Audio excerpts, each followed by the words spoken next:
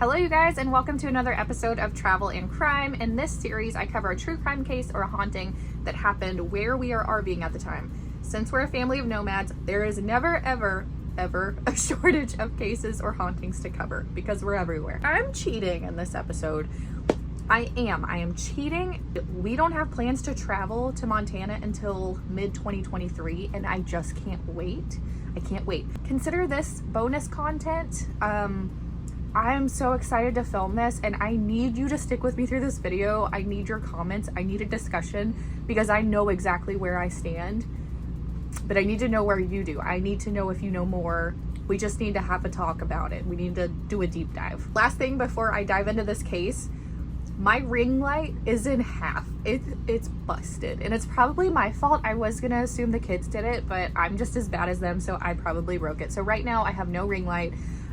You would crack up if you saw the setup that's holding my phone right now because it's a mess. So I'm just using natural light, and it's stormy, so not the best. And then I have a candle. Hello ambiance. So we're just gonna do this. This is about the case, right? So just hang with me. I will be getting a new ring light, so let's just go on and dive into it.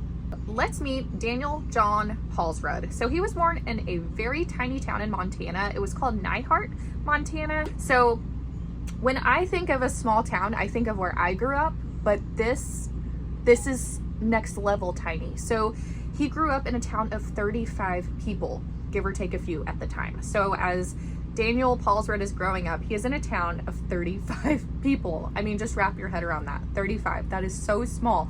So he has said before that this was a town where everybody knew everybody. You know, everybody's business is everybody's business. People know how many pets you have and their names. It's just that small and tight of a community. So also growing up, Daniel Paulsrud, his family did not have a lot of money. They were considered lower class, maybe middle class, but they didn't care. So Daniel actually said he enjoyed it because he got to enjoy the free things in life. And since Montana, I've heard, I have not seen it, is beautiful, and judging by pictures, it's gorgeous.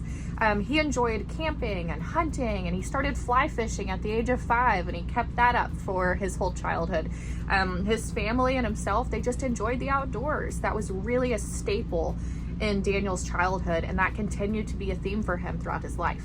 Now, I really want you to keep that in the back of your mind. So remember, Daniel hunted all the time. So starting from a very young age, Daniel was very well versed in different types of weapons and techniques. He was very skilled with these weapons that he used for this recreational activity of hunting. Very skilled at it. Just keep that in the back of your mind. So later on in life, Daniel became an infantryman in the airborne infantry, so he did join the military. So again, keep this in mind. He's well versed in weapons from his childhood and his recreational hunting and fishing and that type of outdoor lifestyle. Now, you know, bleeding into his adulthood, his very young adulthood, but still well versed and trained with military weapons, with guns, with other types of weapons. He is very skilled. Now, on top of being very well versed in all things outdoors, camping, hunting, fishing, he had military background now. So after he got out of the military, he decided he really wanted to pursue his artistic side, and he was actually an incredible artist. So after getting out of the military, Daniel Paulsrud moved to Colorado for about 5 years and really focused on his artistic side. So while in Colorado for those 5 years, he actually became a sculptor. Now, after that 5 years was up and he had kind of lived out that artistic dream of his, he did move back to Montana. And this is where he met Leslie. So Leslie Davidson was known to be a bright light. She was not standoffish at all. She was somebody that was really open and happy. And she had a very troubled beginning in her childhood. This is a very intense way to start off your life. So when Leslie Davidson was a baby, was a very small child under the age of 2, she actually witnessed her dad shoot and kill her mother in the backyard and then shoot and kill himself. So Leslie Davidson, at the young age of around 2 years old, witnessed her own father murder her mother in front of her and then kill himself in front of her. This is a core memory of hers. That's how she started out her life. I mean, 2 years old, and this tragedy is taking place literally right in front of her.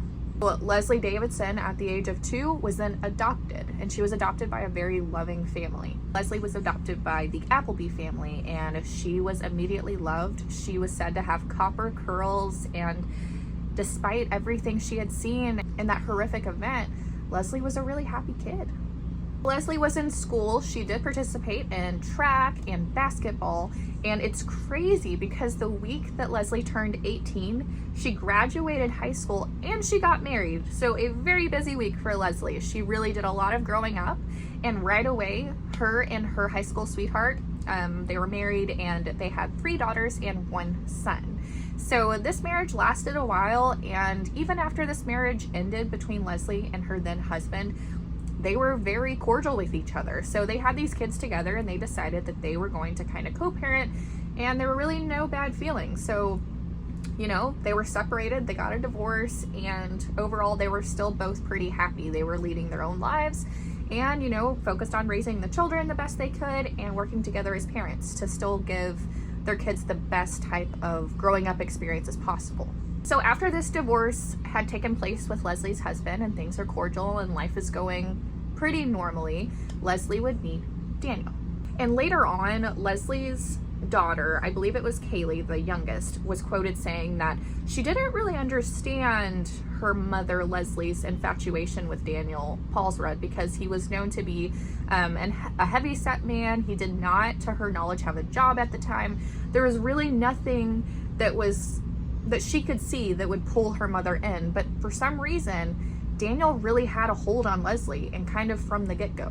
Right away, a lot of the arguments that Daniel and Leslie would have kind of boiled down to the children.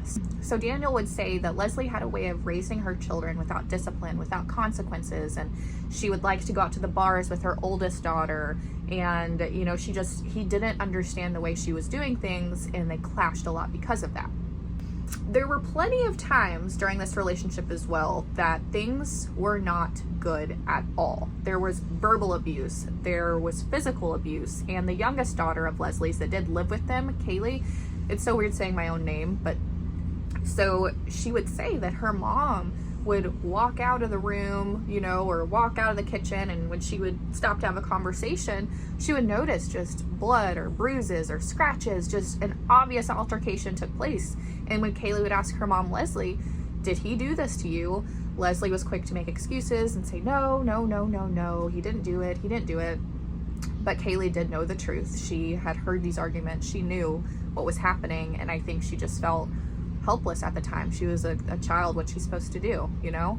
And there was one incident that Kaylee described as being really horrific, and Kaylee said she was sitting in her room, I believe she was just sitting on her bed, listening to music, and her bedroom door was open to the hallway, and she saw her mom, she described it as flying down the hallway. So she said Daniel had come up behind her mother Leslie and pushed her so hard that she just flew down the hallway. She said it was the most intense thing she had witnessed. It was so rough and intentional and just gave her the worst feeling. And aside from this, Leslie had tried to leave Daniel before, according to family and friends.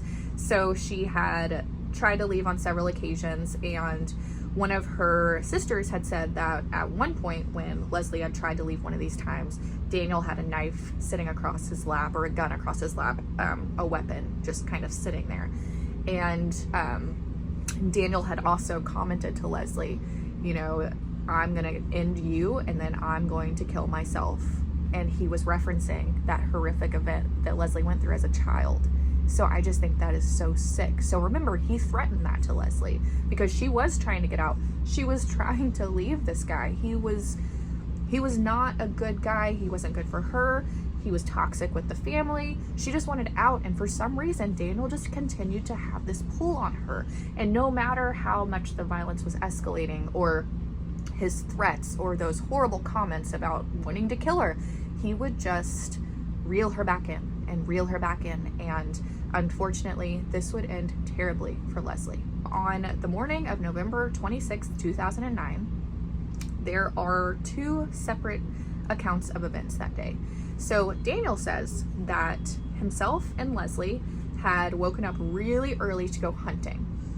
So Leslie was not too outdoorsy before she met Daniel, but Daniel says that he really got her into hunting and outdoor stuff and all of that. So he claims that they went hunting really early, and then she was getting a bunch of phone calls from her daughters, and eventually, you know, she said, we need to just get back because it was Thanksgiving Day.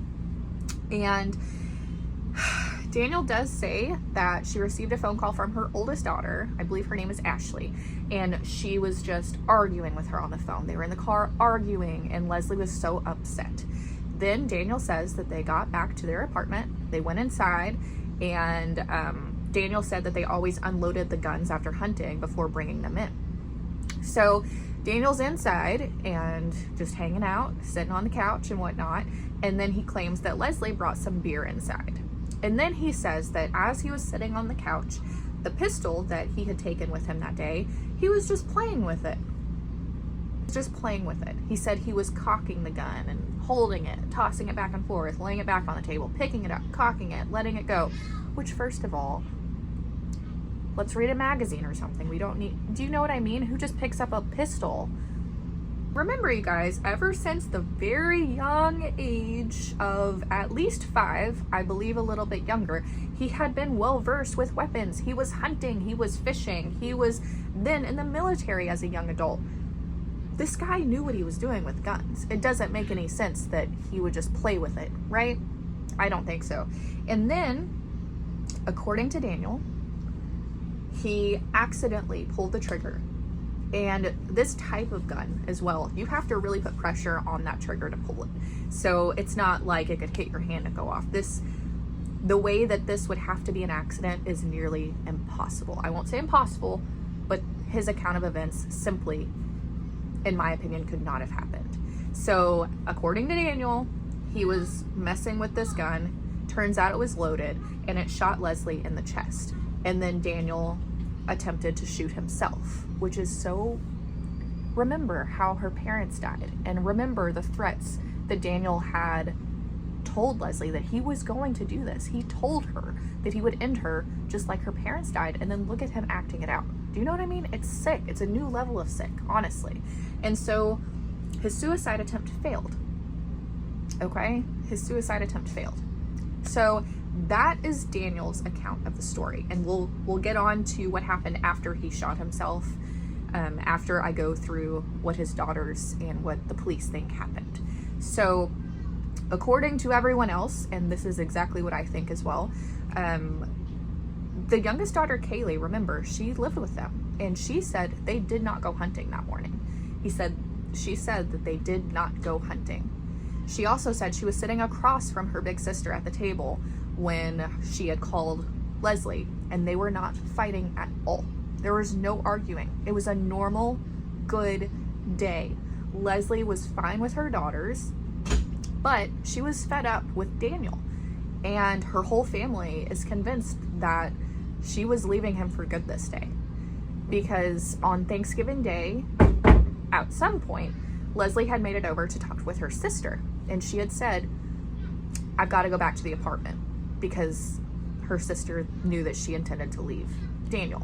So at that point, you know, after having that conversation and just having a normal talk with her daughter, and, you know, it's Thanksgiving Day, you're talking about plans, things are normal. And then she visits with her sister a little bit later on and had said, you know, I've got to go back to the apartment. I think she was just kind of fed up, and she wanted to be done with Daniel, and she was pissed off that he was trying to convince her what to do and where to spend the holidays, and she's just done with it. She's over it. This was finally it. And so that's what makes this so bizarre, right? So as Leslie gets back to the apartment, the family and friends think that she said to him, you know, I'm done. I am leaving for good. And when she was found with that gunshot wound, she had her hands in her pockets and her car was running. Okay. So it looked like, you know, they had talked, maybe it hadn't gone well, but she was leaving. She was leaving Daniel for good. Her car is running. Her hands are in her pockets, and she's out the door. She is done with him. And he wasn't having it. He shot her, and then he tried to kill himself. So the police ultimately get notified of this horrific situation. And as they arrive on scene, they see Daniel, who they didn't know was Daniel at the time, and he is in a pool of blood, and he's making a gurgling noise, and he's throwing up, he's just vomiting, there's blood, it's a horrific scene, and he's just able to kind of point the police in the direction of Leslie's body. Now, when they found Daniel, he was obviously in a very bad condition, you know, health-wise. He had shot himself in the face or in the head, and he did not successfully commit suicide, but he had really severe damage because of this incident. So he was very limited at what he could tell the police, and ultimately Daniel was taken to the hospital, and he had a very long recovery, as you can well imagine. But the weird thing is, on Daniel's person, you know, as they're treating him and getting him taken care of, because Leslie is already deceased on scene at the time, they found a note written on a napkin. And here's where the police officers were really raising their eyebrow, because the napkin that this note was written on matched the napkins that were in Daniel's car. So that means after he shot Leslie and could have helped her, he went out to his car, got one of these napkins, then wrote this letter. Okay, so any chance of Leslie surviving, he took that away too, because he was trying to cover his butt, make this look like an accident. Sick. So here is the exact note that was written on that napkin that Daniel had to go out to his car and get after he had shot Leslie. So it said, "Leslie has thought about suicide for some time now. She has asked me to end her life several times. I feel horrible for striking back at her. I have been pushed to that point. Never once have I done this in my life, and I never will again." So this episode of this case is on season 3, episode 3 of I Am a Killer on Netflix. You have to watch it. It's so good. But you can watch his demeanor shift. You can start off at the beginning of the episode, and you almost feel bad for him before you know what happened. You just feel bad for this guy. And then as it goes on and more evidence is introduced, and at one point the investigator who's doing the interview for Netflix says, you know, that note that you wrote on that napkin really makes it sound like you did this intentionally. And he got so fidgety and, you know, no, I would no, you know, but his demeanor changed. He got very uncomfortable. He didn't really know what to kind of say next to navigate, you know, where he was going to go with this conversation. Now, during the trial, he was unable to speak, and he was pretty drugged because of all of his injuries. He was still having to take pretty intensive medications to treat his injuries, so he was not really to participate in the trial, which that part I think is not so good. You know, I do feel like even this guy, I feel like sitting there and just having to listen to it and not being able to tell your side of the story would have been hard, but ultimately he's guilty, so but yeah, that was during the trial. He could not really speak, he couldn't really do anything because of his injuries. So ultimately Daniel was served life in prison without the possibility of parole, plus 10 years for that weapons charge, so 110 years. So he's behind bars forever. So Daniel is currently in a prison in Montana, and he will live the rest of his life there. But the problem is, just adding on to the immense amount of other issues, he did write a letter to Leslie's oldest daughter, Ashley, which is the one that he butted heads with the most. That was her oldest daughter. And in the intro of this letter, and if this doesn't tell you what a narcissistic asshole this guy is. So instead of saying, you know, I apologize for everything that happened and what I took from you, and, you know, just kind of a normal, I'm sorry, I'm the worst person in the world kind of letter. No, he starts off with, I've only known you to be an alcoholic. I've only known you to be a liar. Just the first paragraph was just drilling Ashley. And it's like, no, he can't just say, I'm sorry, I did this. I'm sorry. No, this is your fault. You know, he had to turn it on her. And I think there were a couple nice things sprinkled in throughout the letter, but the whole opening is just digging Ashley. Just dig after dig and calling her an alcoholic and calling her this and that. And it's like, you just killed this girl's mom, and then you're gonna put salt in the wounds by just being more of an asshole. It's mind-blowing. These people who just have no remorse, and they don't have the ability to just be a good person. I can't understand it. I don't get it, and it pisses me off. So ultimately, you guys, Daniel Paulsrud has stuck to this story that it was an accident, that he has to live with this pain every day, and he has to live with the pain he caused himself every day. And he's one of those people. This case got me so fired up. My blood was boiling while I was watching this episode. That's why I had to cover it. I had to go through it, because the audacity of this guy to even say it was an accident is just a slap in her friends and family's faces. And one last thing, one of his buddies from the military that he served with was notified of what happened. And his friend said, you know, he was trying to be supportive. You can tell that he wasn't trying to do a direct dig on Daniel, because they were brothers in arms. You know, I understand that there's a brotherhood there, and I know that they both respected that, but you could tell his friend said, you know, he knew how to work a gun. Like, this guy, you know, and he doesn't buy it, but at the end of the day, he's just there as his brother in arms. He's there to just support him. But tell me what you think, you guys. I mean, I think it's no question. He was pissed off. He had a history of violence against Leslie, and he did not want her to leave. And her hands being in her pockets, and the car running, and all the other information, there's no way this was an accident. But I want to hear what you have to say. I want to hear what you think. I want to have a discussion with you guys, because this case just had me all mad, and I need you to be mad with me. So thank you guys so much for watching. I will have another upload for where we're RVing at the time in the Pensacola area for you guys probably next week, but I did want to get this bonus content up because I'm fired up about it, and I'll have a ring light for the next one. But ambiance, right? Look at me with all the ambiance.